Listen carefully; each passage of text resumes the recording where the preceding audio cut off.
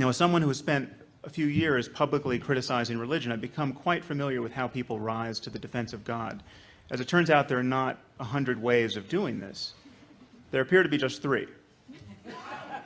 Either a person argues that a specific religion is true, or he argues that religion is useful, and indeed so useful that it might be necessary, or he argues that atheism is essentially another religion, dogmatic, intolerant, or otherwise worthy of contempt.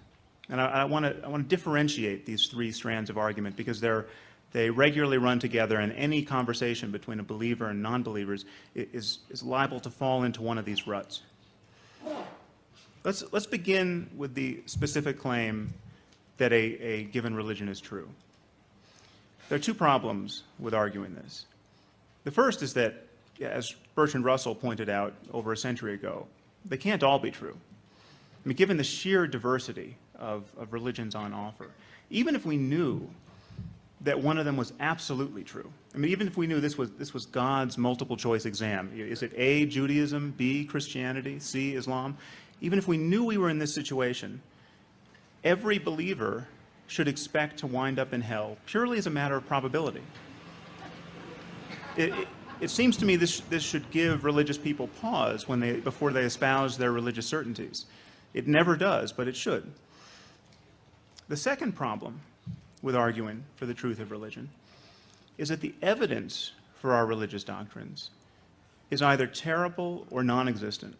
And this subsumes all claims about the existence of a personal God, the divine origin of certain books, the virgin birth of certain people, the veracity of ancient miracles, all of it. And consider Christianity.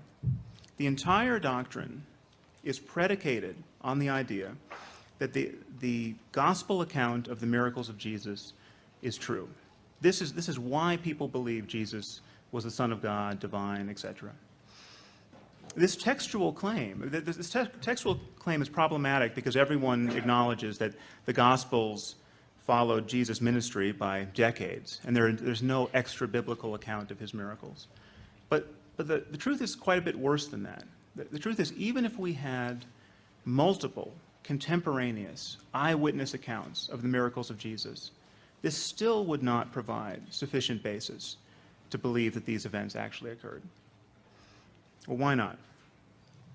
Well, the problem is that first-hand reports of miracles are quite common, even in the 21st century. I have met literally hundreds at this point of Western-educated men and women who think that their favorite Hindu or Buddhist guru has magic powers. The powers ascribed to these gurus are every bit as outlandish as those ascribed to Jesus. I actually remain open to evidence of such powers, but the fact is that people who tell these stories desperately want to believe them. All, to my knowledge, lack the kind of corroborating evidence we should require before believing that nature's laws have been abrogated in this way. And people who believe these stories show an uncanny reluctance to look for non-miraculous causes.